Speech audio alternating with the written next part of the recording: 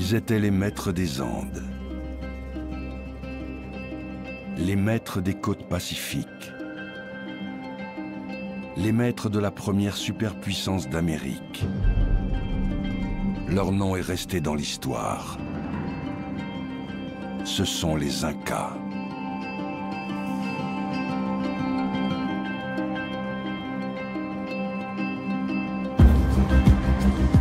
Depuis Cusco, leur capitale, située dans les montagnes du sud du Pérou, ils ont conquis en à peine plus de 100 ans, entre le 15e et le 16e siècle, un territoire démesuré qui s'étendait de l'Équateur jusqu'au Chili. À son apogée, cet empire, le plus grand qui ait jamais existé dans cette région du monde, comptait au moins 10 millions d'habitants. Cette civilisation magistrale n'aurait pourtant jamais eu d'écriture. Son histoire nous a donc été rapportée par ses ennemis, les conquistadors espagnols.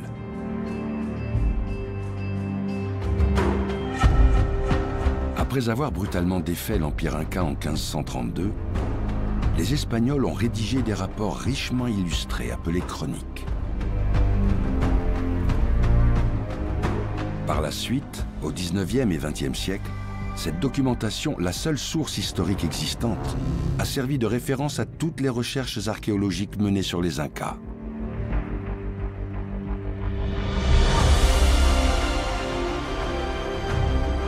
Mais depuis une quinzaine d'années, grâce notamment aux progrès techniques, de récentes découvertes viennent bousculer en profondeur certains postulats hérités de ces récits.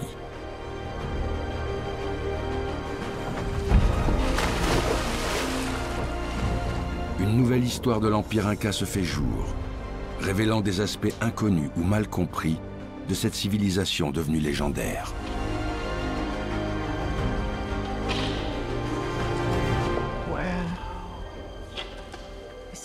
C'est incroyable, non? On dit très souvent que la civilisation Inca était la seule civilisation majeure sans écriture. Mais vous savez quoi? Il va falloir qu'on change cette vision des choses. La plupart des gens imaginent que les Espagnols sont arrivés et que l'Empire Inca a disparu le jour même. Mais en réalité, grâce à nos recherches, on sait maintenant que les Incas se sont retirés dans une cité isolée pour résister contre les Espagnols. Les Incas ont aussi résisté de manière symbolique, notamment en pratiquant de grandes cérémonies d'abandon. Ce sont des événements vraiment spectaculaires. Et pourtant, on n'en trouve aucune mention dans les récits des conquistadors. Mais grâce à nos enquêtes, on arrive peu à peu à réécrire une version plus complète et on l'espère plus juste de l'histoire des Incas.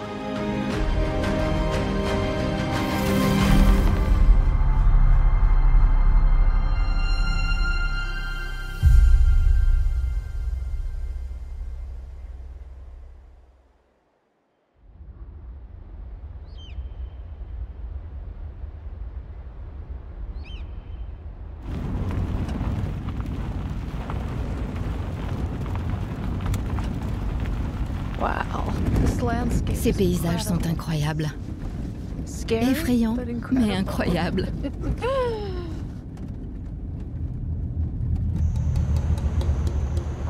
On ne s'habitue jamais au vertige des Andes. Même quand on les sillonne depuis des années comme Sabine Island.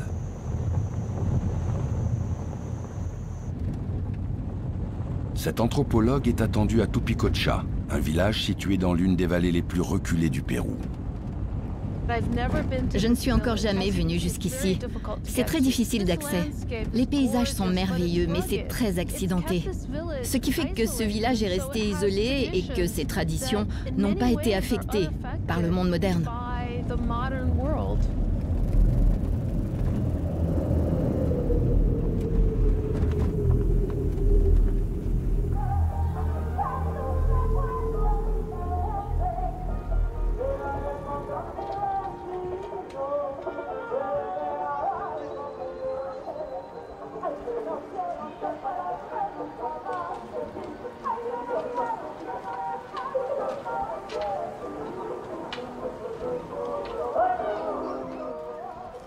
Tupicocha est une étape importante pour les travaux de Sabine Island.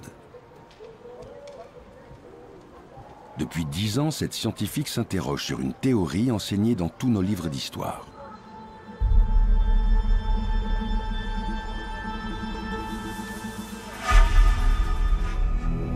Les Incas seraient la seule civilisation majeure à ne pas avoir possédé d'écriture.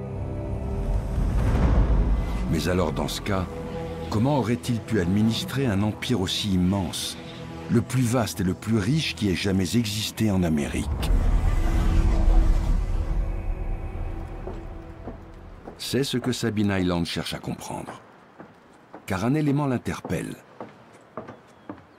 Ces Incas, qui n'auraient pas maîtrisé l'écriture, auraient en revanche inventé un système capable d'enregistrer des données, des chiffres, à l'intérieur de ces objets très singuliers et très complexes, composés de cordelettes et de nœuds, qui portent le nom de quipu.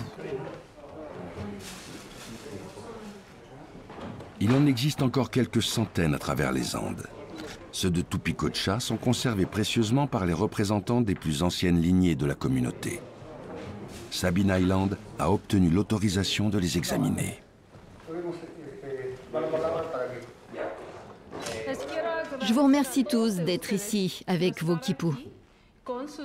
Je suis anthropologue et professeur d'anthropologie dans une université au Royaume-Uni. C'est un rêve pour moi d'être ici à Tupicocha et je vous en remercie infiniment. Je suis le président de la communauté. Mon nom est Julián Jaime Medina. Nous sommes honorés que vous veniez voir aujourd'hui nos quipus, qui sont pour nous des symboles ancestraux.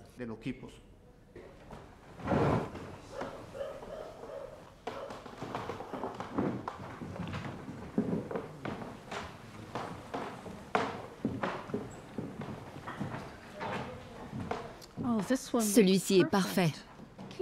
Les quipus sont des objets uniques en leur genre. En langue quechua, le mot quipu signifie nœud ou nombre. C'est comme ça que les Incas représentaient les nombres. Donc ça, c'est ce qu'on appelle un nœud long, et il a 3 tours ici. Ça représente donc 3. Celui-ci est à la place des dizaines. C'est un nœud simple qui représente donc 1. Et là, un nœud simple aussi dans les centaines. Donc on a 113 sur cette corde. Ça veut dire que la personne qui possédait ce quipu devait fournir 113 éléments. Alors, quels éléments? Eh bien, par exemple, ça pouvait être la quantité de céréales, de pommes de terre ou de jarres de bière que cette personne devait donner à la communauté pour des festivités. Je suis justement en train de rédiger un article. Alors, je peux? Muchas gracias, señor.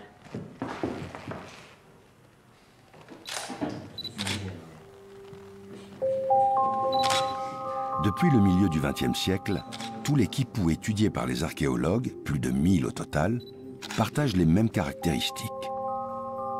Ils ont été créés pour enregistrer des données numériques. Mais un jour, en 2017, Sabine Island a pris connaissance de l'existence de quipus tout à fait différents.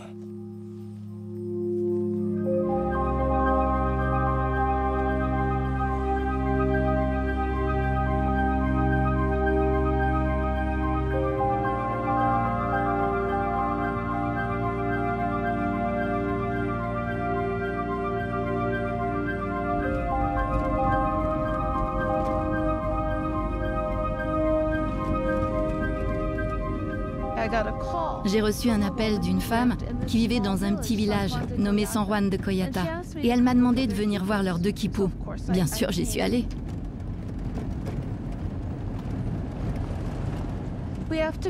On doit passer de l'autre côté de cette montagne et on arrivera à Coyata.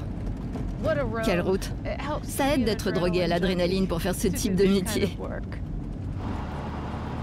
Sabine Island se rend à nouveau dans ce village reculé pour terminer son analyse.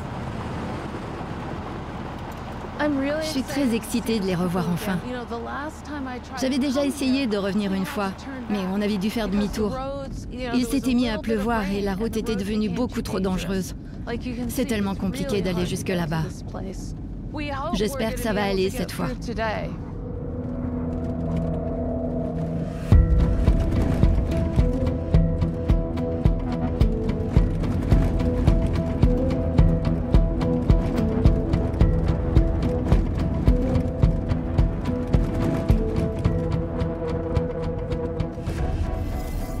Ça y est, Koyata.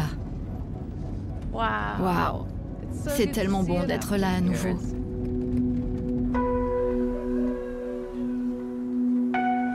En accueillant à nouveau Sabine Island pour ses recherches, les habitants de San Juan de Koyata lui font une grande faveur. Car leurs quipus hérités de l'époque inca sont censés ne jamais quitter leur coffre-fort.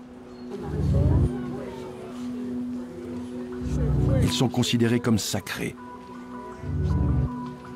à la fois trésor et mémoire de la communauté, sans pour autant que les villageois sachent les décrypter. On les met là? Oui. C'est parfait. Sabine ne peut donc les étudier qu'en présence du chef de la communauté. Wow.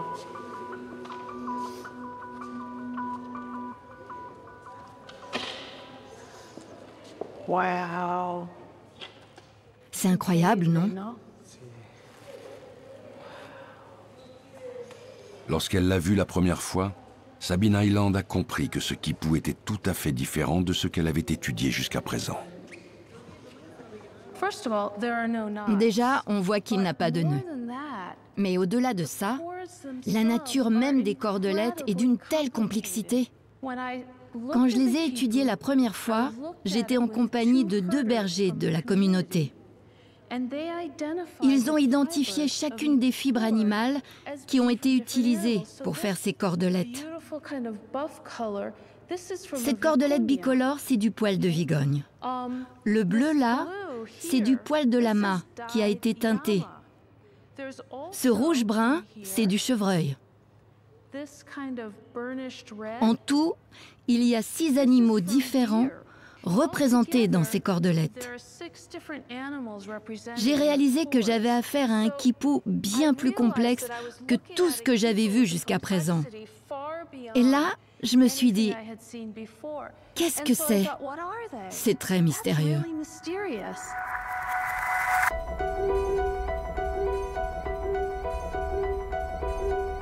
En approfondissant ses recherches, Sabine Island découvre alors le témoignage d'un missionnaire du XVIe siècle qui prétend avoir vu des quipus utilisés pour encoder non des chiffres, mais des syllabes, des mots. Des quipus qui auraient donc servi à écrire, contrairement à ce que l'on pensait jusqu'à présent.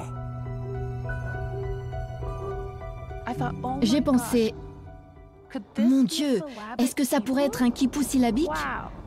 Et j'ai commencé à me dire, s'il est syllabique, s'il est phonétique, dans ce cas, je vais peut-être réussir à le lire.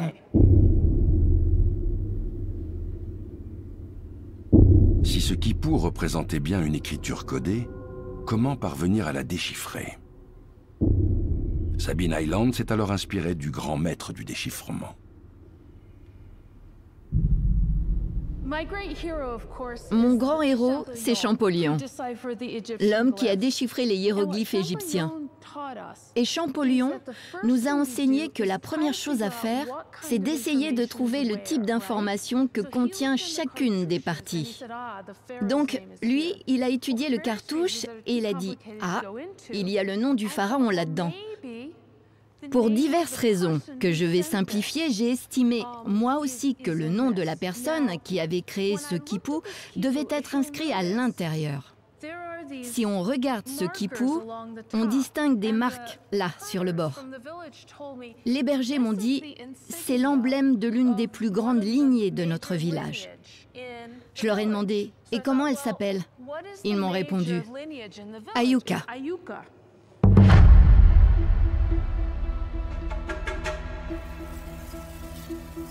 Pour Sabine Island, c'est une révélation. Ce nom, Ayuca, est peut-être la clé pour entrer dans le déchiffrement de ce quipu.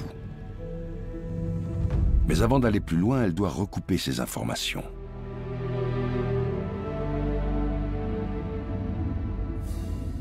Elle se tourne alors vers les archives générales de Séville, en Espagne. Des registres de recensement de population, rédigés par les colons espagnols au Pérou, y sont conservés. À la page correspondante à San Juan de Coyata, une lignée Ayuca est bien mentionnée.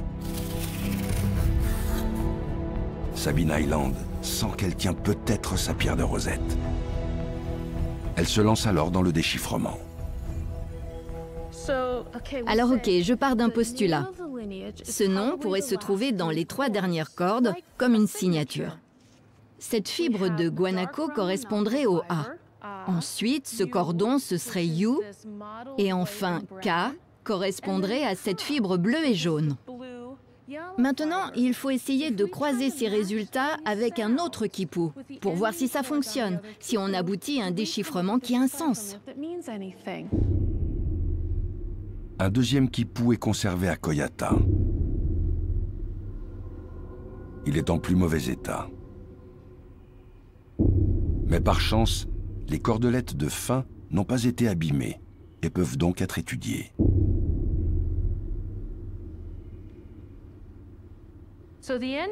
Donc les cordes de fin sont là. On retrouve du marron foncé. On a vu que ça correspondrait au A. On retrouve aussi le bleu qui ferait K. Et ensuite, on a ce marron doré.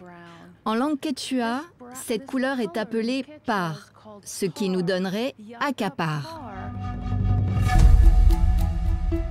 Pour que la méthode de déchiffrement imaginée par Sabine Island se vérifie, il faut que ce mot acapar corresponde à un nom. Elle se plonge à nouveau dans le registre, dans l'espoir de le trouver inscrit lui aussi. Effectivement, il y est bien fait mention d'une lignée acapar, présente elle aussi dans la région de Coyata. Là, j'ai réalisé que ça fonctionnait, que j'avais réussi à faire ce premier déchiffrement et j'étais presque effrayée. Je me suis dit, oh mon Dieu, ce n'est pas possible. Mais si, c'est pourtant bien ce que nous livrent ces données. Comme Sabine Island l'avait présumé, chaque cordelette semble coder une syllabe. Et ces syllabes, une fois assemblées, formeraient des mots, des phrases, un texte.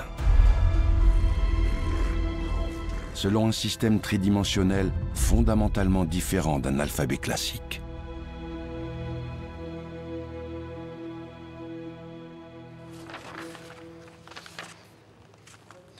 Pour asseoir cette théorie révolutionnaire, pour prouver que les Incas possédaient bien une écriture, Sabine Island a besoin de plus de données.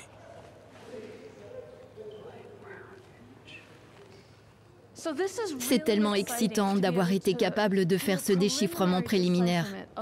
Mais maintenant, mon but, c'est de trouver d'autres quipus qui ressemblent à cela, qui ont les mêmes caractéristiques. Parce que ça me permettrait d'aller tellement plus loin dans le déchiffrement. In fine, ça pourrait révolutionner notre compréhension de l'Empire Inca. Parce que si je trouve d'autres quipus comme ceux-là, datant de la période Inca, et si on arrive à les déchiffrer, on sera capable de comprendre l'histoire des Incas à travers leurs propres mots, pas à travers ceux des conquistadors.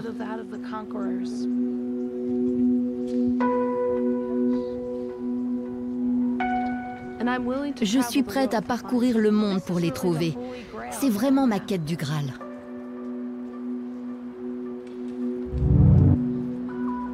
D'ici quelques semaines, elle va s'envoler pour les États-Unis. Un quipu, a priori très prometteur, est conservé dans un musée à Salt Lake City. Et elle a obtenu l'autorisation de l'expertiser.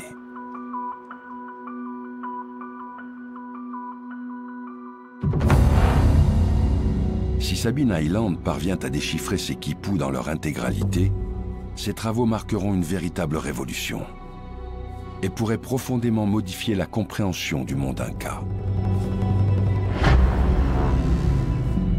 Car ce qu'elle lira dans ces cordelettes permettra peut-être de questionner certains paradigmes, notamment la façon dont les Incas ont conquis un territoire aussi immense. L'histoire rapportée par les Espagnols nous raconte qu'en 1438, l'empereur Pachacútec, le 9e de la dynastie Inca, part depuis Cusco, sa capitale, à l'assaut des Andes. Ses successeurs vont ensuite poursuivre cette irrésistible expansion.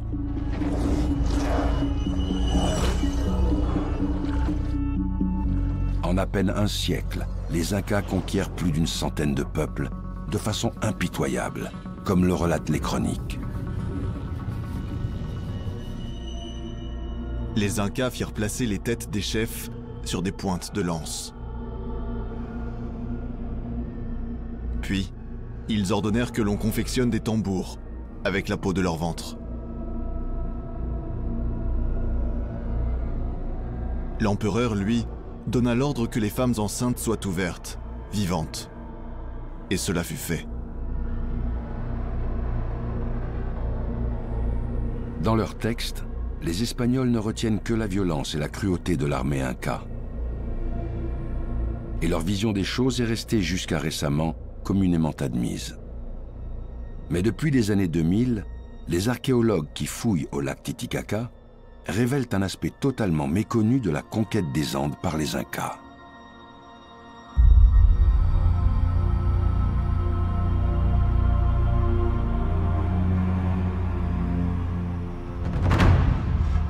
Son existence même semble presque irréelle.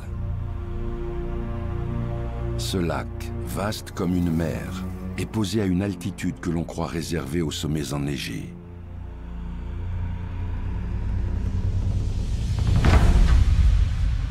Ce gigantesque miroir, situé à plus de 1000 km de Cusco, occupe une place cruciale dans la mythologie inca. C'est là, dans cette région si lointaine, que le dieu Viracocha aurait fait naître le soleil, ainsi que son épouse la lune.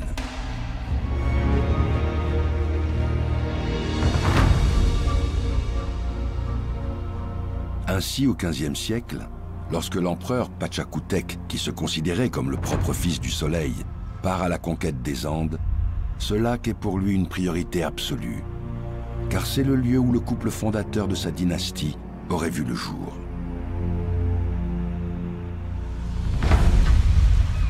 À leur arrivée, les Incas auraient signé ici une éclatante victoire.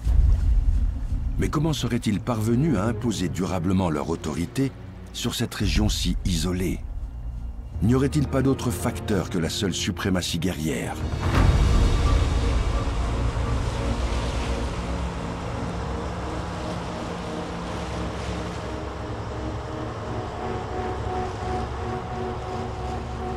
C'est ce que tente de découvrir l'archéologue belge Christophe Delard. Depuis 10 ans, il dirige un vaste programme de recherche au fond du lac.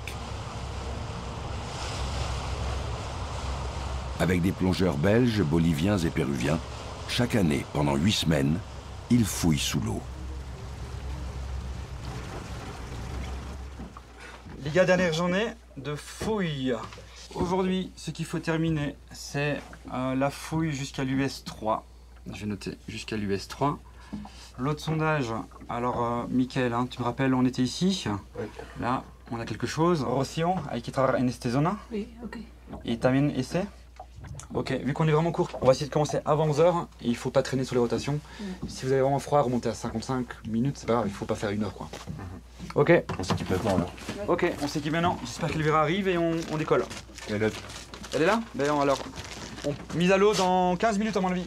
Si Christophe Delard a pris la décision de fouiller non pas sur les rives, mais au fond de l'eau, c'est parce que le niveau du lac a monté d'au moins 15 mètres depuis le XVe siècle.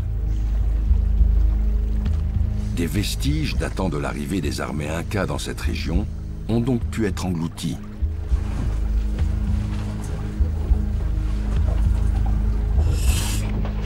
À près de 4000 mètres d'altitude, cette plongée va mettre les corps des archéologues à rude épreuve. Attends, Arnaud.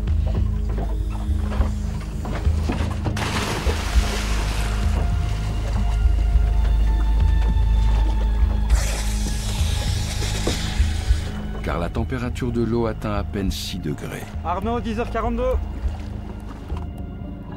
Et descendre à 12 mètres à cette altitude équivaut à une plongée de 20 mètres au niveau de la mer. Au fond du lac, il y a quelques années, les archéologues ont fait une découverte exceptionnelle qui a permis à Christophe Delard de comprendre que l'expansion inca, notamment ici au lac Titicaca, avait une dimension bien plus complexe que la simple conquête militaire.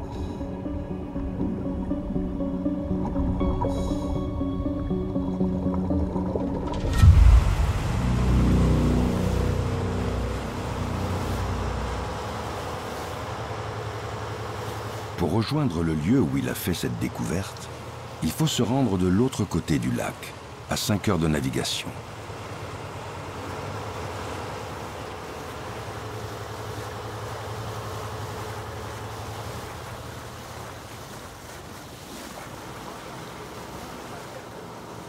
À l'aube, le bateau arrive en vue des récifs de Caacaya. On a combien de fond là? Il faut qu'il fasse attention. 12 mètres. 1, 2, 3. Ya está bien. Et ça, c'est le récif.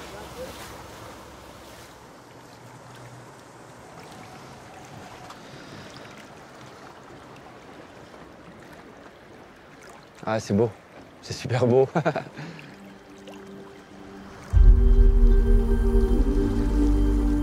Les récifs de Caacaya sont considérés encore aujourd'hui comme sacrés. C'est ce que l'on appelle dans les Andes une huaca. Au même titre que les montagnes ou les rivières, ces rochers, selon les croyances locales, sont investis d'une vie intérieure, d'une âme. Il faut donc respecter un rite pour pouvoir les approcher.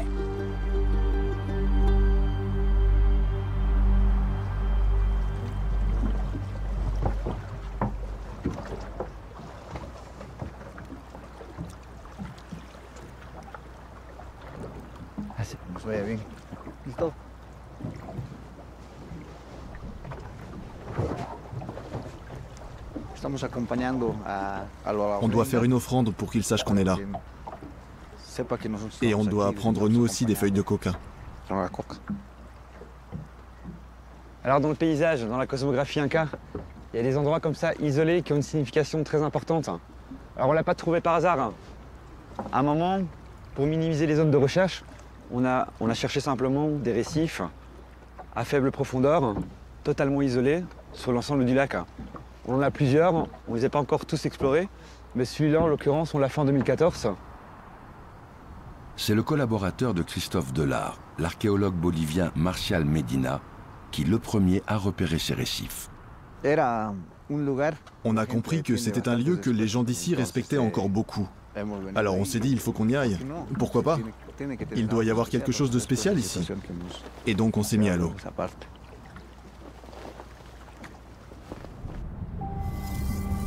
Ce jour-là, au bout de quelques minutes de plongée, un archéologue détecte une forme étrange.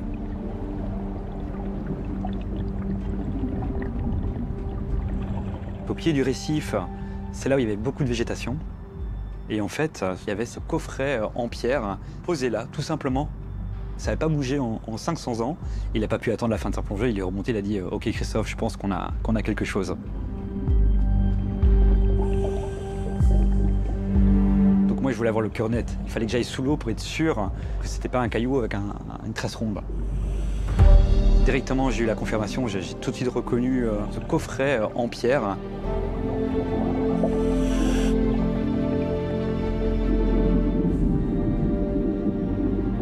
Et donc pour être sûr que pendant la remontée de l'objet, elle ne s'ouvre pas, en fait j'ai pris mes bandages et j'ai scellé, voilà, comme un patient, hein, le couvercle sur l'ensemble.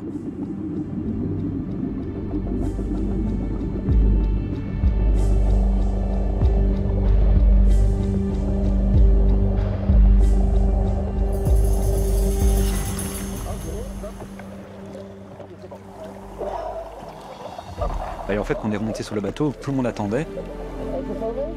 C'est pas mal, tiens. Et c'est d'ailleurs une des rares fois où tout le monde a applaudi, ce qui n'arrive jamais parce que c'est le quotidien des archéologues.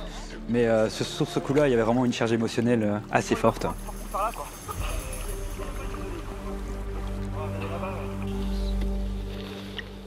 Une fois à terre, l'équipe de scientifiques continue à immortaliser cette découverte d'exception. Leurs images permettent de partager ce moment si rare en archéologie. Christophe Delard en est alors certain, il s'agit d'un coffret Inca. Son style est caractéristique. Mais que pourrait-il contenir? Il demande alors l'autorisation de monter un laboratoire de campagne dans la salle communale pour tenter de l'ouvrir.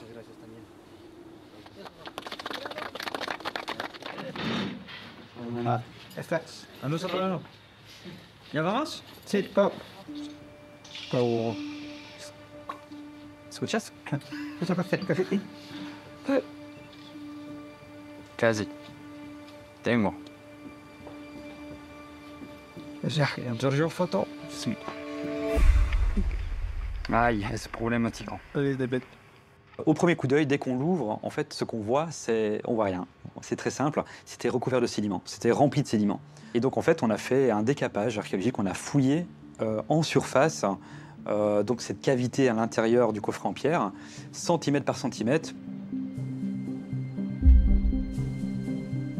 Et juste à la fin, donc vraiment sur les 2 derniers centimètres de sédiments, donc tout d'un coup, on avait un petit truc qui brillait. Donc on l'a dégagé progressivement.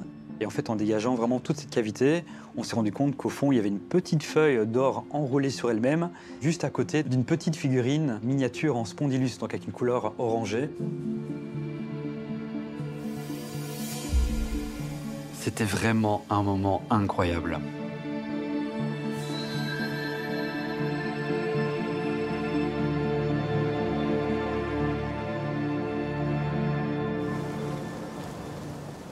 Neuf ans plus tard, ces miniatures sont toujours conservées au même endroit. Permiso, permiso. Permiso, buenos días. Hermano del Comité Cívico. Mille disculpas. Mille excuses, on a un peu de retard. Ces objets pourraient-ils permettre de mieux comprendre ce qu'il s'est réellement passé lors de l'arrivée des Incas dans cette région, il y a 600 ans? Buenos días. C'est en tout cas ce que pressent Christophe Delard. Les villageois, eux, vouent aujourd'hui à ces miniatures un véritable culte.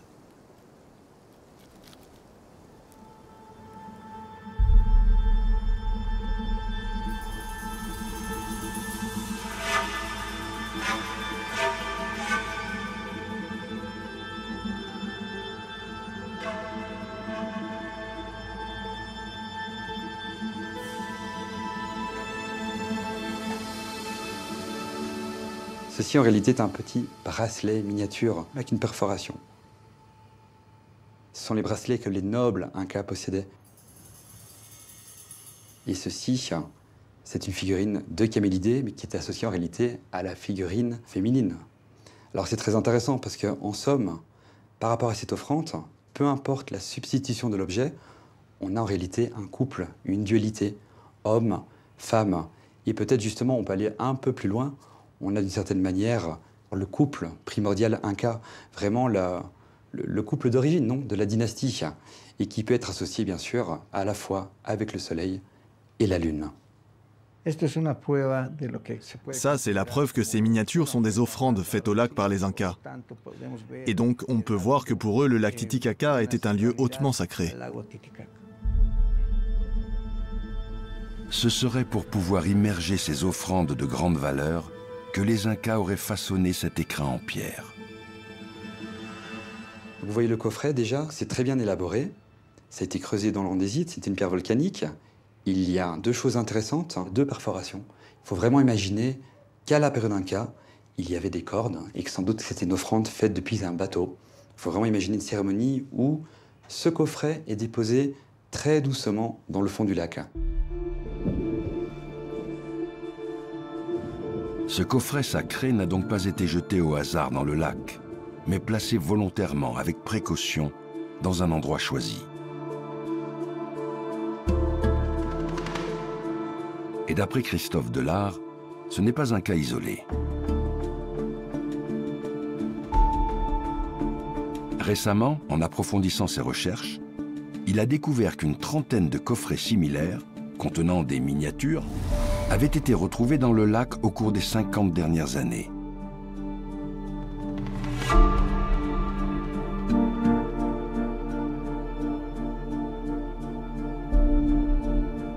Toutes ont, semble-t-il, été posées elles aussi avec minutie, à proximité de récifs ou de rochers immergés, considérés comme sacrés.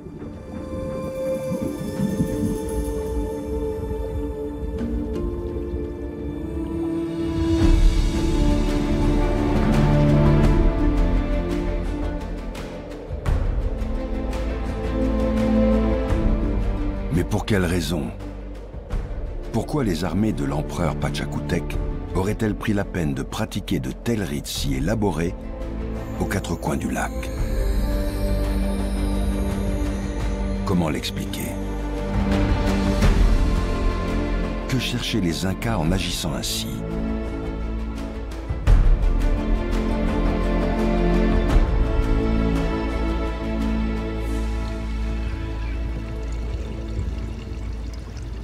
Une fois encore, la réponse à ces questions se trouve peut-être au fond du lac.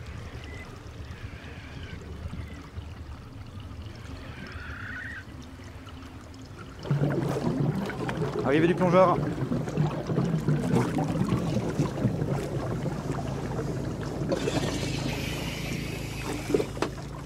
C'est mon cher Arnaud. Je te laisse dans l'eau pendant 2 minutes. Pardon? Je te laisse dans l'eau 2 minutes. Ça va. T'es sur le niveau 2 ou 3?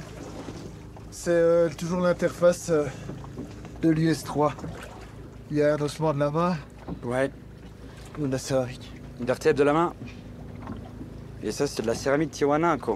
Donc, Tiwanaku, normalement, il y a une iconographie. Et vu que l'iconographie est post-cuisson, ça s'érode.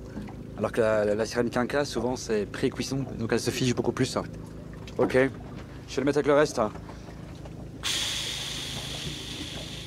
Ces dernières années, les plongeurs ont retrouvé de nombreux objets comme celui-ci qui appartenait au peuple qui vivait ici, au bord du lac, avant sa conquête par les Incas, notamment les Tiwanaku. Et ce qui est frappant, c'est que tous, sans exception, sont aussi des offrandes sacrées, comme ces encensoirs à tête zoomorphe, ou ce médaillon gravé en or. Bien avant les Incas, les peuples du lac immergeaient donc déjà des objets de culte au fond de l'eau. Ce qui signifie que les Incas n'auraient pas introduit ces pratiques rituelles. En réalité, ils les auraient récupérées à leur arrivée et les auraient même renforcées en multipliant les cérémonies d'offrande au lac. Car ces croyances étaient un rouage essentiel dans le plan des Incas. Pour conquérir le Titicaca, les armées de l'empereur Pachacútec ont combattu, et le sang a coulé, comme l'affirment les chroniques. Mais ce que nous révèlent ces fouilles, et que l'on ignorait jusqu'à présent, c'est que les Incas ont en même temps adopté une autre méthode plus subtile. Ils auraient contrôlé, utilisé les croyances locales pour mieux soumettre les populations et asseoir durablement leur autorité sur la région.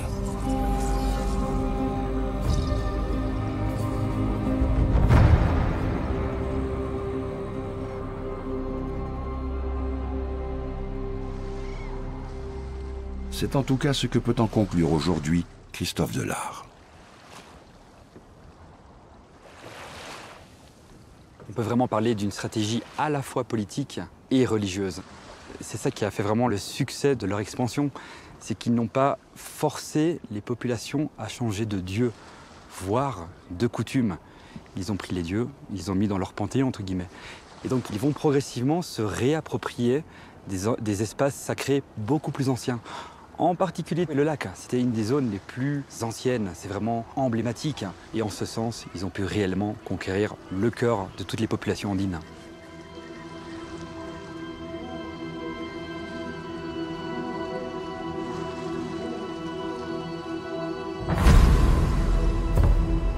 C'est donc par une stratégie d'appropriation culturelle et en investissant des lieux déjà sacrés que les Incas seraient parvenus à inféoder les régions périphériques autour de leur capitale Cusco.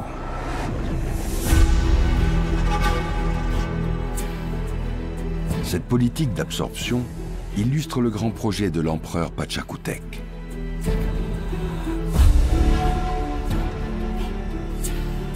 Créer un monde idéal, intégrant toutes les populations conquises et les lieux les plus sacrés des Andes. Une idéologie qu'il a souhaité inscrire dans la pierre.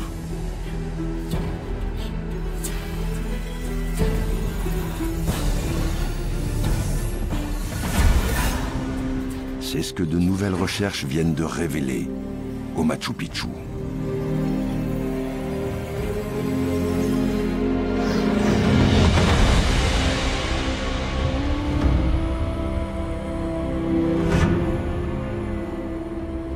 Au cœur de ce paysage dantesque, elle semble avoir été ciselée dans la montagne.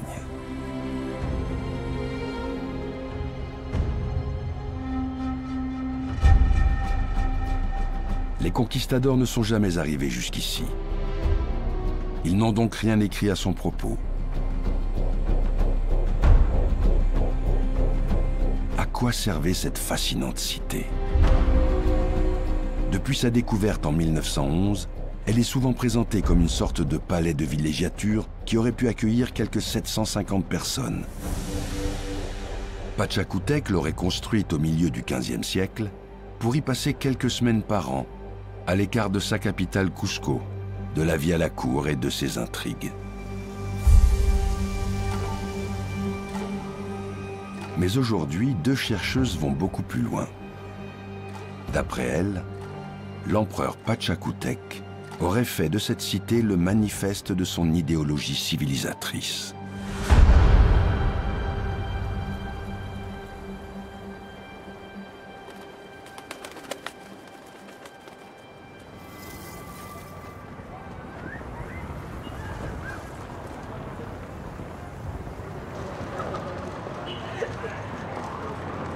Cette conviction est le fruit d'une longue enquête menée par l'archéologue péruvienne Lucy Salazar.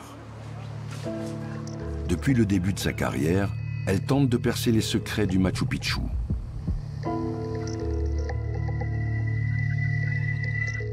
Il y a quelques années, elle a étudié ces céramiques, issues de sépultures incas, découvertes au Machu Picchu au début du XXe siècle.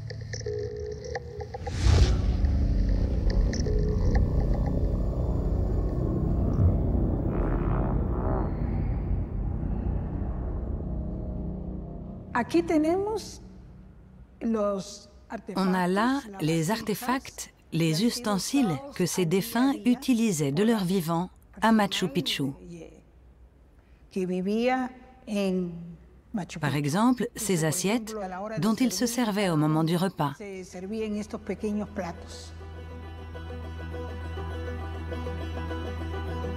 En examinant l'ensemble de ces ustensiles, Lucy Salazar s'est rendu compte qu'ils étaient tous de facture très modeste.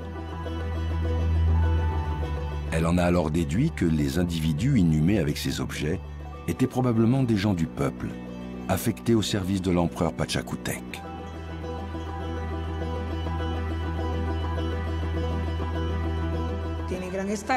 Visiblement, ces gens ne jouissaient pas d'un statut élevé. C'étaient des domestiques qui accomplissaient des tâches variées au Machu Picchu. Ils cultivaient le maïs, les fleurs, les pommes de terre. Ils pouvaient aussi travailler le métal ou les tissus. Ils étaient chargés d'entretenir la cité impériale tout au long de l'année. C'étaient des gens humbles, vraiment humbles. Pour en savoir plus sur ces domestiques, Lucy Salazar s'est alors intéressée à leurs squelettes. Numéro 80. 174 au total, retrouvés dans ces sépultures et conservés dans ces caisses. Elle les a minutieusement étudiés un par un. Celui-ci est en très bon état. Elle pressentait que ces ossements pouvaient receler de précieux indices pour mieux comprendre ce que représentait Machu Picchu à la période Inca. Là, on a le crâne.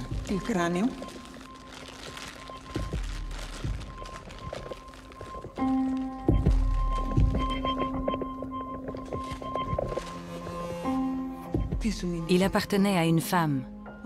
Et on a découvert qu'il avait été déformé. Parce qu'à sa naissance, une planche a été fixée avec un bandage pour le déformer de cette manière. On voit nettement les traces d'oppression qu'a laissé ce bandage, parce qu'il est resté en place jusqu'à ce que cet individu ait environ 7 ans.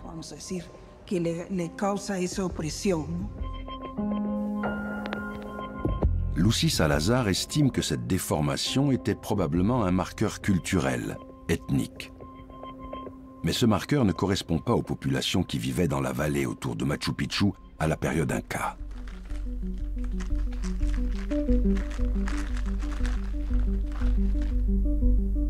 Dès lors, d'où provenait cette femme et les 173 autres domestiques retrouvés dans ces sépultures? Étaient-ils issus de régions plus éloignées? Et si oui, lesquelles?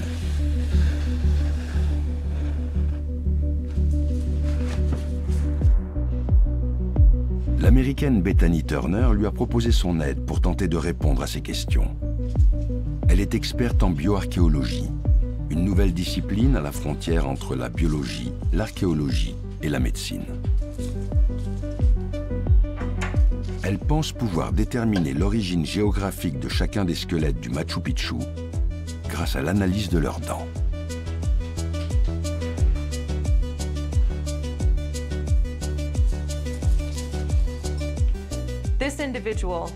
Les ossements de ces individus sont très fragmentés, très détériorés. Mais ce n'est pas un problème pour moi. Parce que pour moi, ces dents, c'est un coffre au trésor. Parce qu'elles contiennent des isotopes. Et c'est ce que j'étudie. Les isotopes sont des variants d'un même élément chimique, comme par exemple le carbone. Ils sont présents dans tout ce qui nous entoure.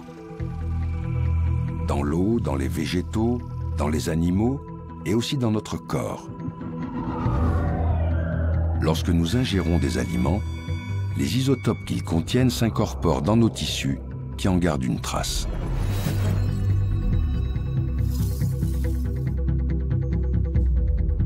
Mais ces isotopes ne sont pas tous présents partout de la même manière. Leur proportion varie sensiblement d'une région à une autre. Sur les bords du Pacifique, par exemple, la signature isotopique est différente de celle des hauts plateaux des Andes ou de celle des régions tropicales.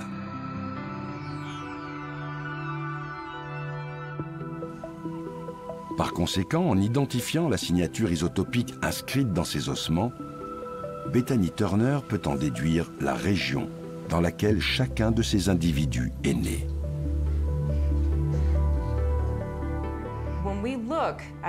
C'est dans l'émail des dents que les isotopes métabolisés durant les premières années de la vie d'un individu sont conservés, à jamais.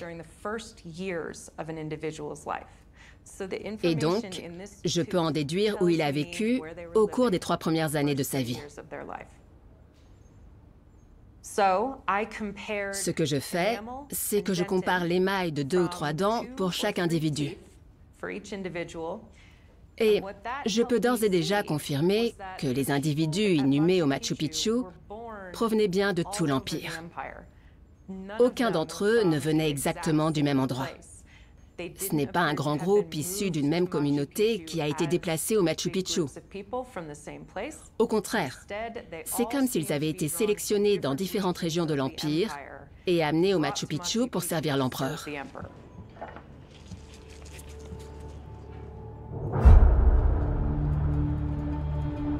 D'après les signatures isotopiques, ces domestiques étaient issus notamment des hauts plateaux des Andes, de la côte nord du Chili ou encore d'Équateur. En somme, de chacune des régions que les Incas avaient absorbées.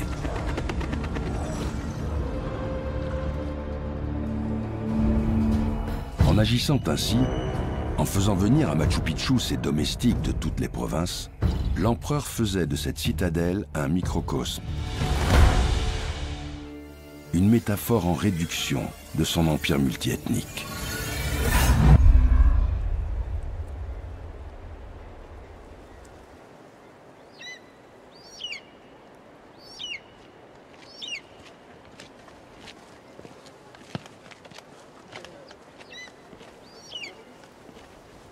Wow.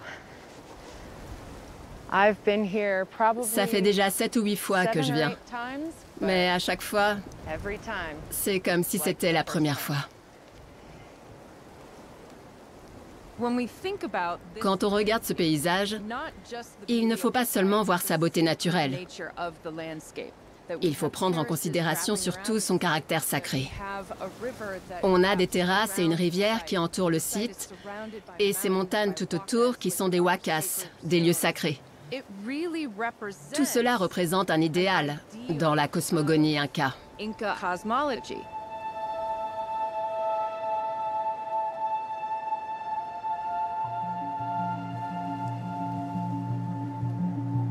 Symbole du prestige de l'Empire, cette cité se devait d'être moderne, parfaite. Une sorte d'œuvre d'art totale.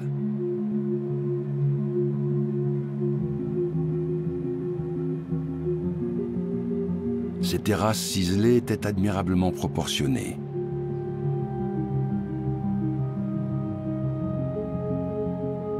La zone urbaine, elle, concentrait des édifices d'une qualité inégalée dans l'Empire. Tout ici n'était que pureté, harmonie, équilibre.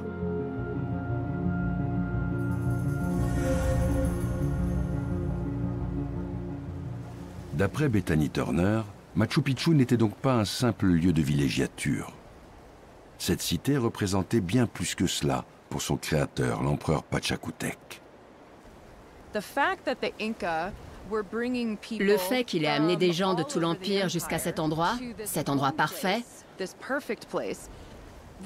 pour moi, ça participe de cette même volonté d'incarner ici un idéal, l'idéal inca.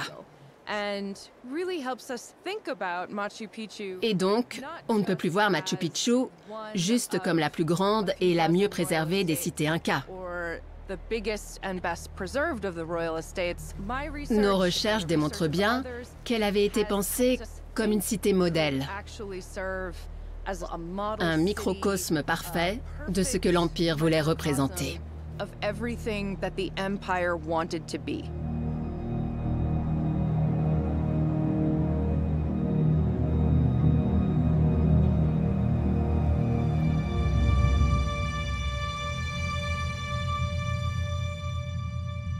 Grâce à toutes ces recherches, à Machu Picchu comme au lac Titicaca, le véritable visage des Incas se dévoile.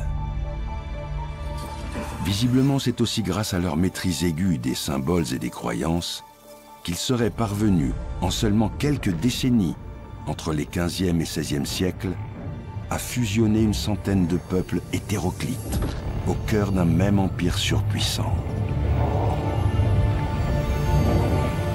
Mais alors qu'il était à son apogée, ce géant des Andes s'est brutalement effondré. En 1532, les Espagnols débarquent. Effrayés par la puissance de ces envahisseurs, les Incas restent sans réaction et se font écraser. C'est en tout cas ce qui était communément admis jusqu'à présent. Mais de récentes découvertes révèlent qu'en réalité, les Incas ne sont pas restés passifs face aux conquistadors. Leur résistance a pris une forme inattendue.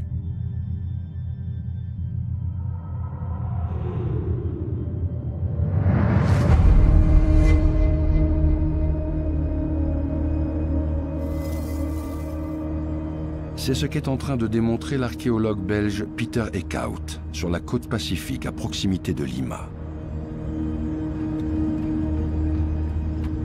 Il fouille chaque été depuis 30 ans ce site, nommé Pachacamac. Le site il a énormément souffert depuis l'époque de la conquête espagnole. D'abord à cause des Espagnols eux-mêmes et des multiples pillages qui sont très rapidement intervenus dès leur arrivée dans le site. Et puis on est dans une région où les tremblements de terre sont fréquents. D'ailleurs Pachacamac était le dieu des tremblements de terre, entre autres attributs. Cela dit, quand on dégage le sable qui est là et qu'on enlève les éboulis dus notamment au tremblement de terre, c'est intact.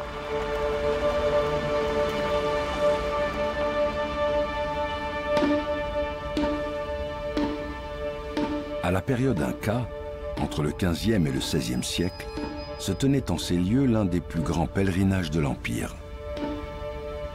Comme à Lourdes aujourd'hui, les croyants affluaient ici dans l'espoir d'être miraculeusement guéris.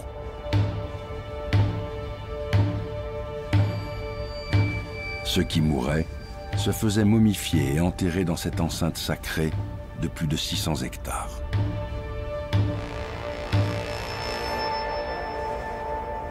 D'après Peter Eekhout, pour pénétrer dans ce sanctuaire, la foule des pèlerins devait emprunter cette longue rue bordée de hauts murs.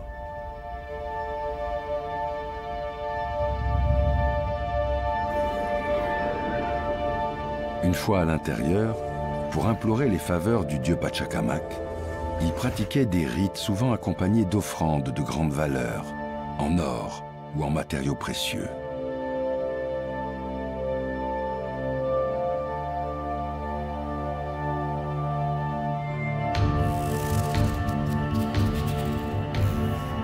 C'est précisément pour piller ces offrandes que, dès leur débarquement, les conquistadors ont fait de Pachacamac l'une de leurs cibles principales.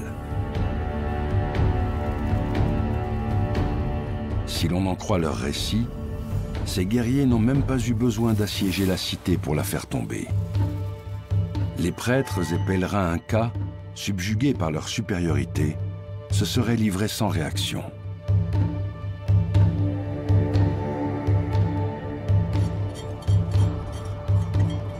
Mais les fouilles conduites ces dernières années par Peter Eekhout semblent dessiner un tout autre scénario.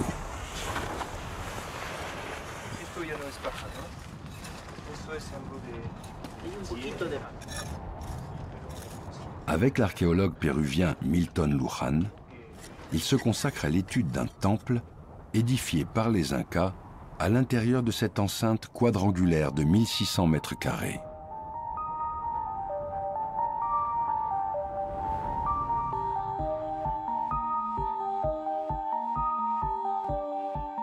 L'édifice est divisé en 6 salles, reliées entre elles par des couloirs.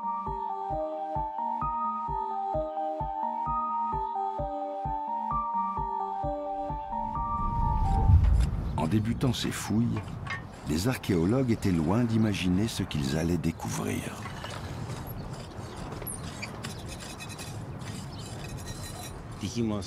On s'est dit que ça devait être un lieu très spécial, parce qu'il avait des caractéristiques très particulières. Avec Peter, on s'est dit, commençons à fouiller, et on risque d'avoir pas mal de surprises. Et c'est ce qui s'est passé. À proximité de cette enceinte, les archéologues mettent au jour un grand nombre de momies, des fidèles inhumés au plus près du dieu Pachacamac.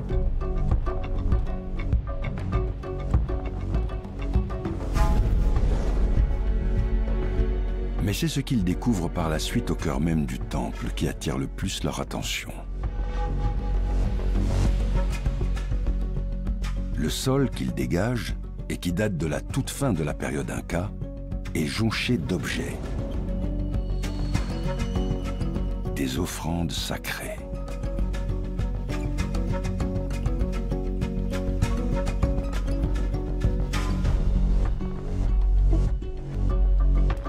En les prélevant, Peter Eekhout se rend compte qu'elles ont toutes été brisées, mutilées,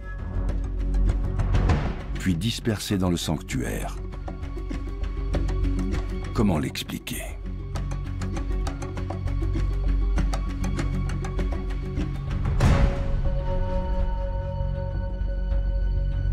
Il les a depuis fait restaurer dans sa maison de fouilles pour tenter de comprendre ce qu'il s'est passé.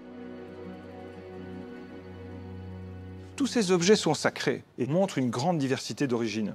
Puisqu'on a par exemple ici ces coupes à piédestal, avec la coupe elle-même qui est formée de coquillages qui proviennent des eaux chaudes de l'équateur, ou bien ce grand vase ici avec ce motif de félin en relief dont la technique, la finition s'inspire également de la côte nord très lointaine.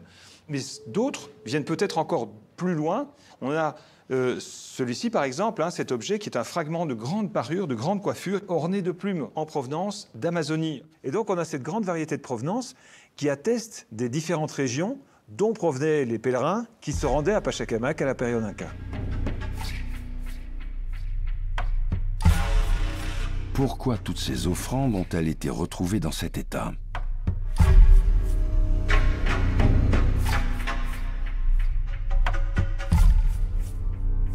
Auraient-elles été détruites par les Espagnols lors d'un pillage? Pour le vérifier, Peter Eekhout a mené une expérimentation avec la copie d'un vase.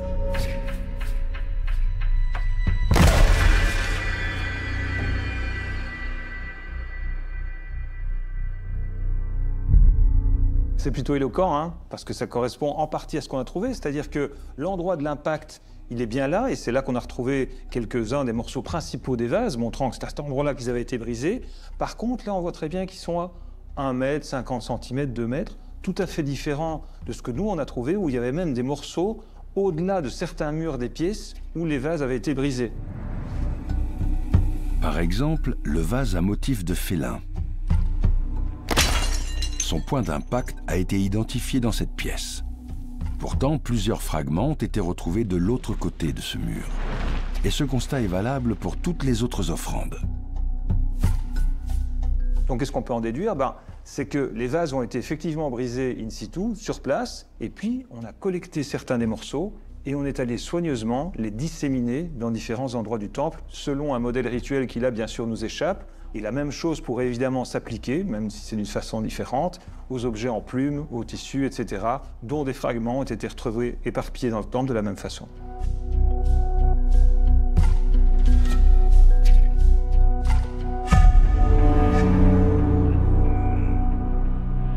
Ces offrandes auraient donc été brisées et dispersées intentionnellement. Que s'est-il passé à Pachacamac pour que les Incas détruisent ainsi de manière ritualisée tous leurs objets de culte?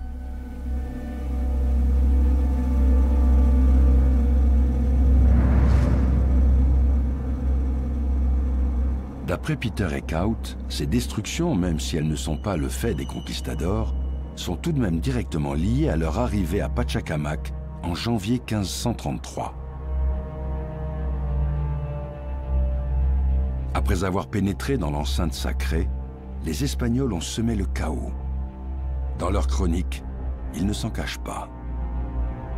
Nous avons torturé l'un de leurs prêtres, mais nous n'avons rien pu recueillir de lui. Nous cherchâmes dans toutes les maisons de l'or et de l'argent qu'ils gardaient cachés et qu'ils ne voulurent pas nous apporter. Ils ont aussi déterré près d'une centaine de momies de croyants et les ont brûlées après avoir pillé tous les objets précieux qu'elles renfermaient. Des sanctuaires, des sépultures et des momies, nous tirâmes une grande quantité d'or et d'argent.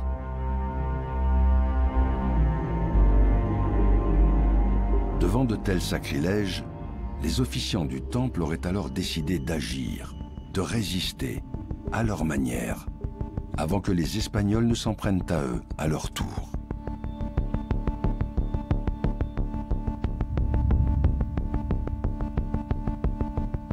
Après des années d'enquête, c'est aujourd'hui l'hypothèse de Peter Eekhout. Ce qui se passe en réalité, ce à quoi on assiste, c'est une fermeture volontaire du temple. Plutôt que de devoir affronter cet ultime sacrilège, qui est le pillage, souvent suivi d'ailleurs d'incendies et de destructions diverses, les Incas, les officiants du temple, ont décidé de le fermer eux-mêmes.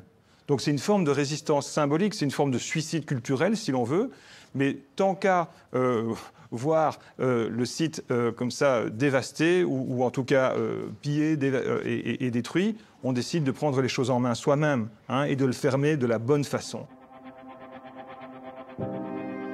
Pour fermer ce temple, les prêtres auraient célébré un ultime office, une cérémonie d'abandon, au cours de laquelle ils auraient brisé tous leurs objets les plus sacrés, puis les auraient distribués dans les différentes salles, selon un rituel porteur de sens pour eux. Ça peut paraître étonnant, a priori, de se dire on casse des objets et c'est une façon d'abandonner un édifice et d'abandonner quelque part le monde auquel on croyait. En réalité, c'est parce que le statut des objets ou de diverses choses qui composent l'univers est différent chez ces sociétés anciennes des nôtres. Ainsi, par exemple, pour nous, cette table, elle n'a pas d'âme, elle n'a pas de conscience. Un animal est vivant, il en a un petit peu plus. Et les hommes sont ceux qui ont la pleine conscience et qui sont, disons, nos interlocuteurs. Dans le monde andin, c'est complètement différent. Certains objets, on les crée, on leur donne une vie. Leur ayant donné la vie en les créant, ils les tuent en les brisant.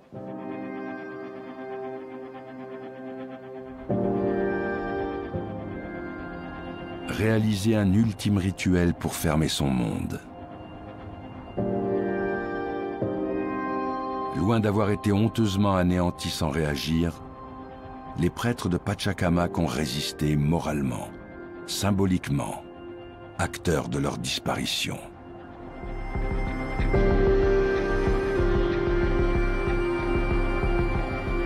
Que s'est-il passé ensuite ?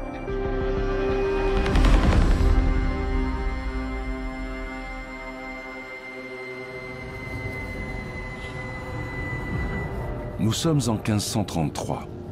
Les conquistadors poursuivent leur avancée vers la capitale Cusco et sèment le chaos partout où ils passent.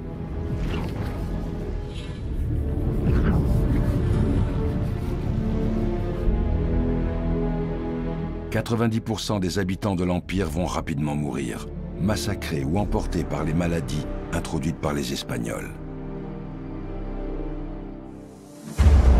Les survivants sont asservis ou salis aux conquistadors. L'empereur Manco Inca, le 14e de la dynastie, prend quant à lui la fuite, accompagné des derniers fidèles estimés à plusieurs centaines.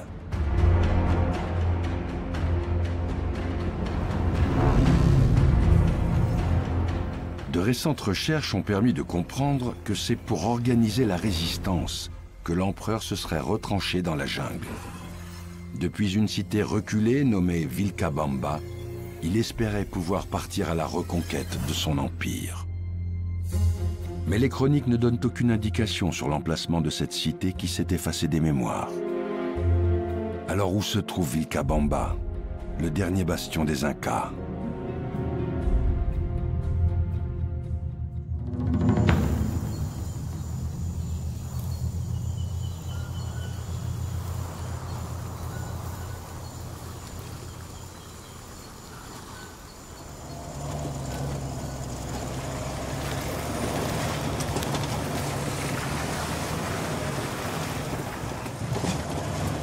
L'archéologue américain Brian Bauer s'est lancé sur les traces de cette cité perdue. Et après 10 ans de recherche, il pense enfin avoir réussi à la localiser. Merde, il n'y a plus de passerelle.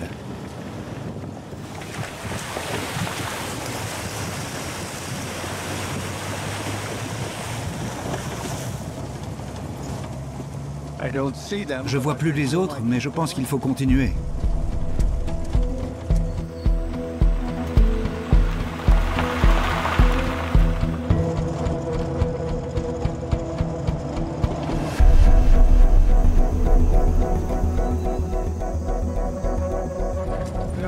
Ce trajet va encore jouer avec nos nerfs pendant 3 ou 4 heures. Mais avant, c'était encore plus dur d'aller jusqu'au site. La première fois que je suis venu avec une équipe, on a dû louer des chevaux. Et ensuite, on a dû marcher pendant 3 jours avec eux.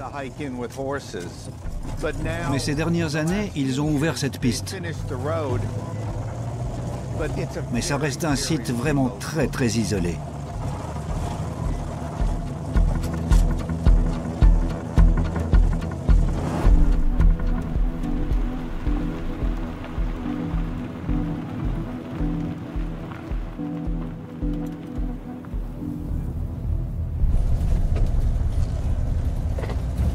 Il y a 10 ans, Brian Bauer s'est plongé dans des rapports d'explorateurs du début du XXe siècle qui faisaient mention de vestiges situés tout au fond de cette vallée.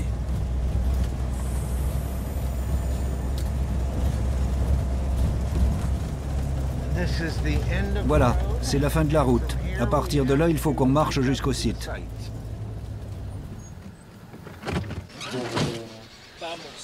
Vamos, here we go. Muy bien. Esta recibita es de Brian. Yeah. Y listo, esa nada más. ¿Todo el mundo listo? Listo. Listo. Cuchis.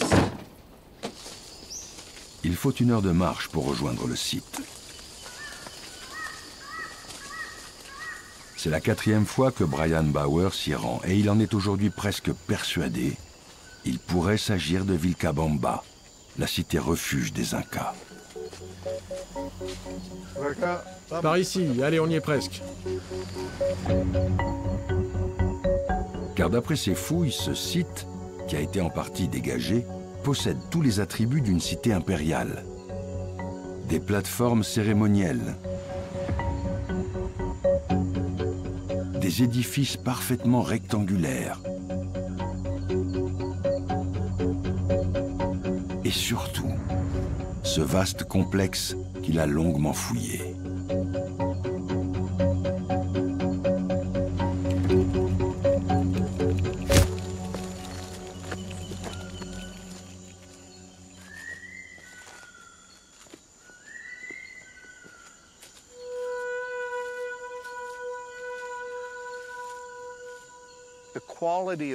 Le matériel archéologique qu'on a retrouvé ici est d'une qualité exceptionnelle. C'était donc un bâtiment réservé à l'élite. Dans chacune des cités de l'Empire, on sait qu'il y avait un palais, des résidences, mais aussi un temple du soleil. Et donc ce bâtiment, selon nous, c'est le temple du soleil de cette cité.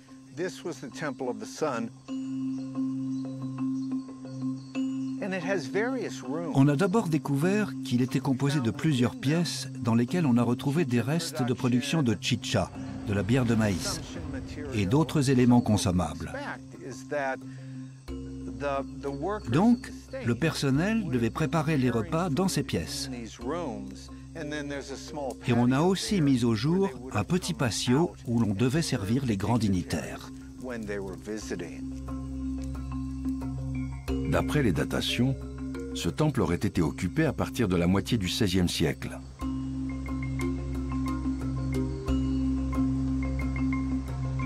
Soit précisément la période où l'empereur Manco Inca se serait retranché dans la jungle.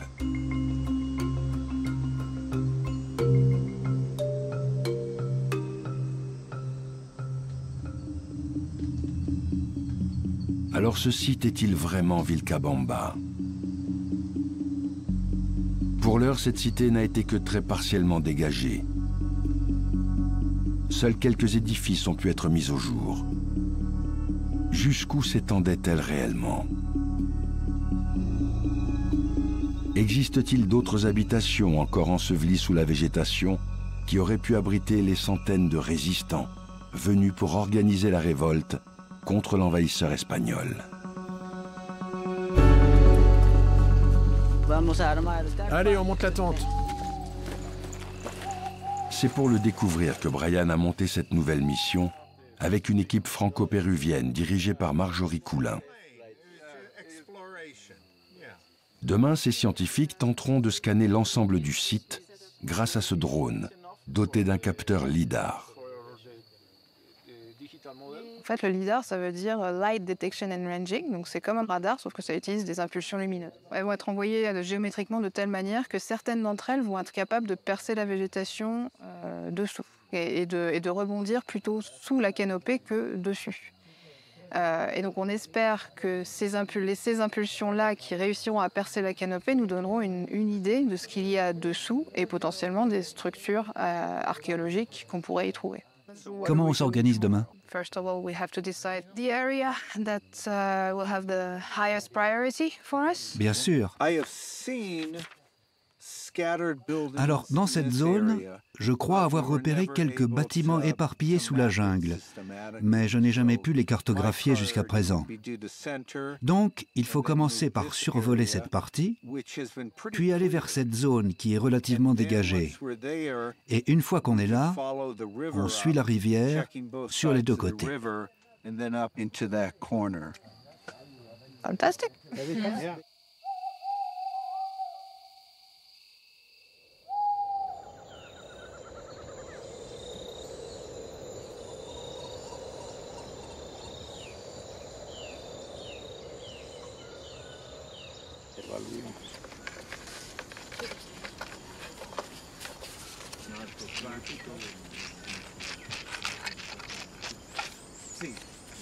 Maintenant, on met le nidar. C'est 4 kilos de charge. Donc ça explique la taille du drone nécessaire à emporter ce type de matériel. C'est de la très haute technologie, de très haute précision, c'est du matériel très cher. On prend notre temps pour installer tout ça. Ça y est, on est prêt.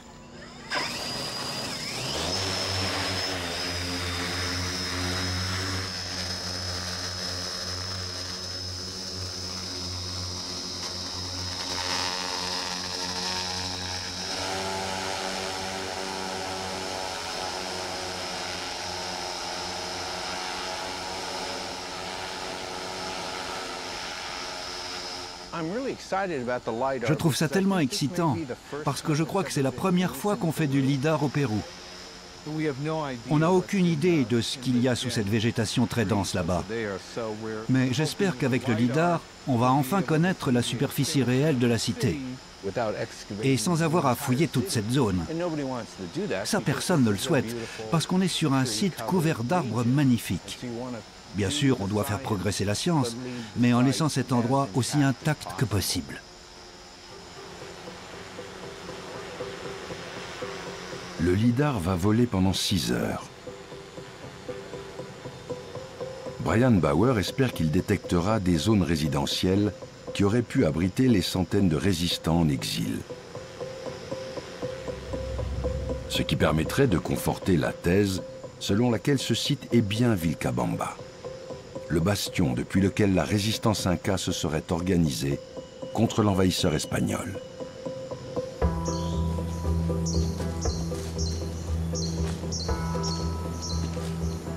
Un autre indice fondamental et découvert ici il y a quelques années semble encore renforcer cette hypothèse.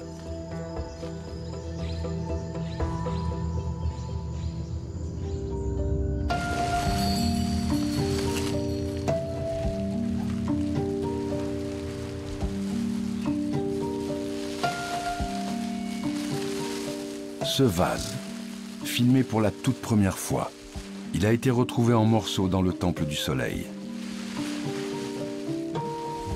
Il est conservé depuis sa restauration dans ce dépôt confidentiel. L'archéologue israélienne Batami Artzi vient de terminer son étude. C'est vraiment quelque chose de très spécial d'étudier cette pièce unique. Presque personne n'a pu la voir jusqu'à présent.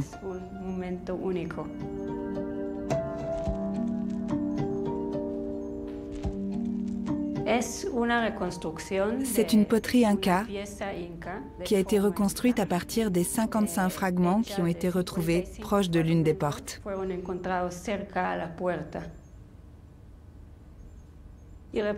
Elle représente une bataille entre les Incas et les Espagnols.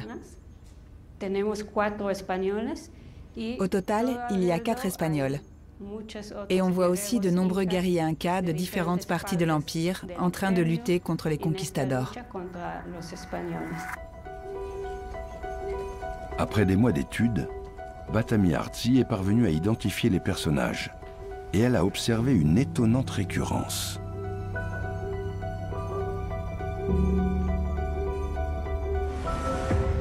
Ici, un Inca terrasse un cavalier espagnol sur son cheval.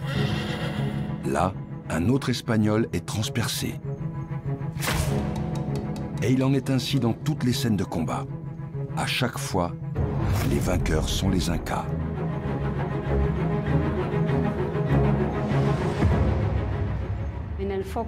Ce qu'il faut noter aussi, c'est que cet espagnol est placé sous un arc-en-ciel. L'arc-en-ciel dans les sociétés andines représente un changement significatif. C'est ce qu'on appelle dans les Andes un pachacuti. Ça symbolise la fin d'un cycle et le passage à une nouvelle ère. Et donc là, on voit la représentation du futur. Un futur qui apportera un nouveau changement, un nouveau pachacuti, qui sera favorable aux Incas et qui leur permettra de vaincre les Espagnols. Ceux qui ont fait cette pièce pensaient qu'ils réussiraient à inverser la situation pour récupérer le pouvoir.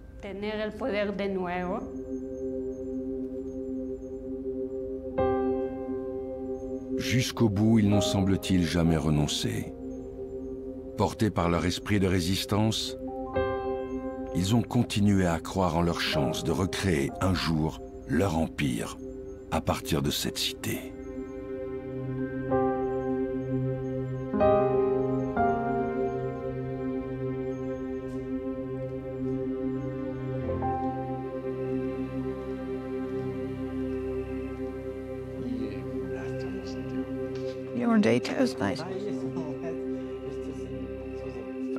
Alors, on va te montrer.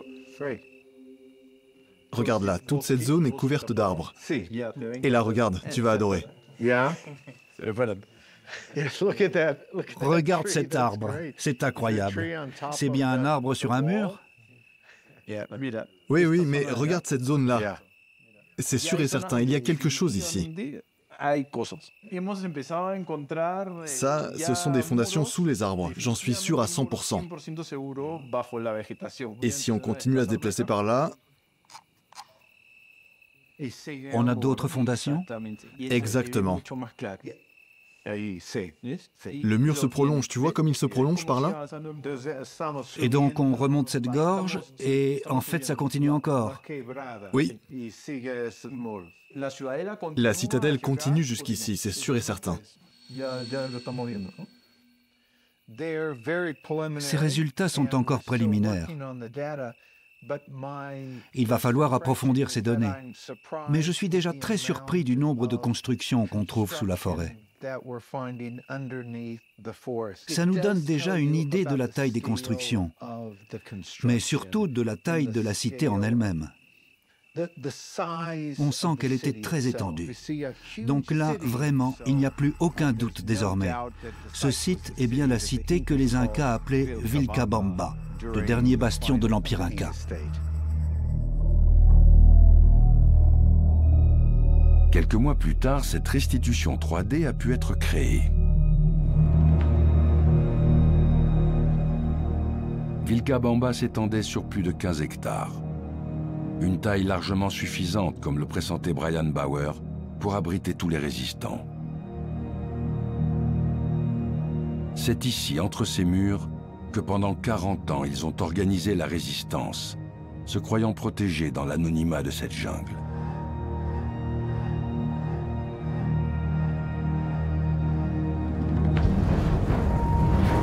Mais en 1572, les Espagnols donnent l'assaut. Malgré leur détermination, les résistants sont défaits. Vilcabamba est réduite en cendres.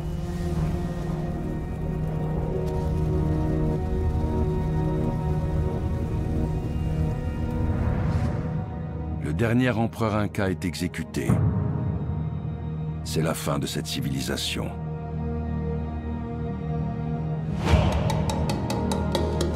Cet ancien géant qu'était l'Empire Inca se tait à jamais.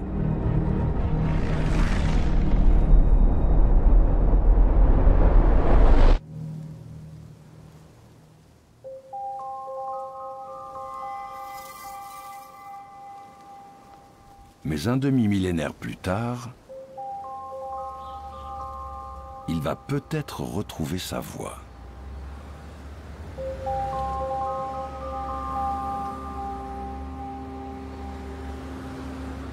L'anthropologue Sabine Hyland poursuit son enquête sur les traces de l'écriture oubliée des Incas.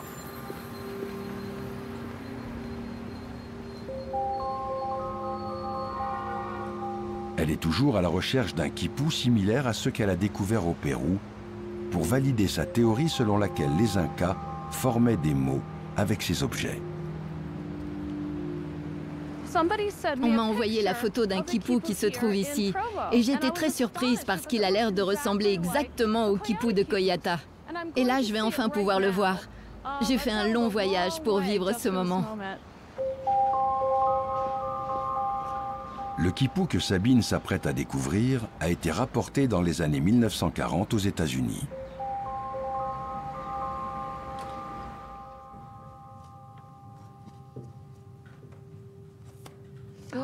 Oh mon Dieu! Il ressemble tellement au quipu de Coyata. Ce quipu provient d'une vallée des Andes à 400 km au nord de Coyata, le village où elle a retrouvé les 2 premiers quipus. Il n'a pas de nœud. Et on retrouve les mêmes couleurs, le brun foncé, le bleu, toutes ces couleurs. C'est incroyable. Ce n'est pas un quipu numérique, et les quipus numériques ne ressemblent pas du tout à ça. C'est un quipu phonétique, j'en suis convaincue. Un quipu très similaire à ceux de Coyata. C'est exactement ce que j'espérais.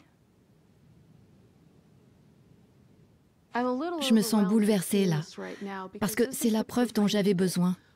Quand j'ai présenté pour la première fois mes recherches sur les quipus de Coyata et sur mon approche du déchiffrement, beaucoup de gens ont dit « Oui, ça marche peut-être pour ce village, mais on n'a aucune preuve que ces quipus aient été utilisés ailleurs dans les Andes. » Et là, c'est la preuve que si, il y avait bien d'autres quipus de ce type ailleurs que dans le village de Coyata. Il existait donc bien, semble-t-il, à la période Inca, une écriture commune aux différentes vallées des Andes, comme Sabina Island le pressentait. Désormais, il va lui falloir recouper tous ces résultats, patiemment, pour tenter de découvrir quelles syllabes se cachent derrière chaque corde et pouvoir, à terme, lire intégralement ces quipus. Vous savez, sur Champollion, on entend toujours la même histoire. Il a eu la pierre de Rosette et grâce à ça, il a fait ses découvertes. Mais ce qu'on raconte beaucoup moins, c'est que ça lui a pris 18 ans.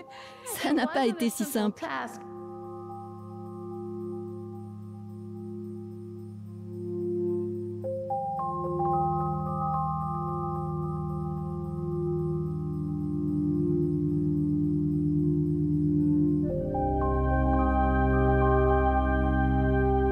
Pourquoi est-ce que j'accumule toutes ces données?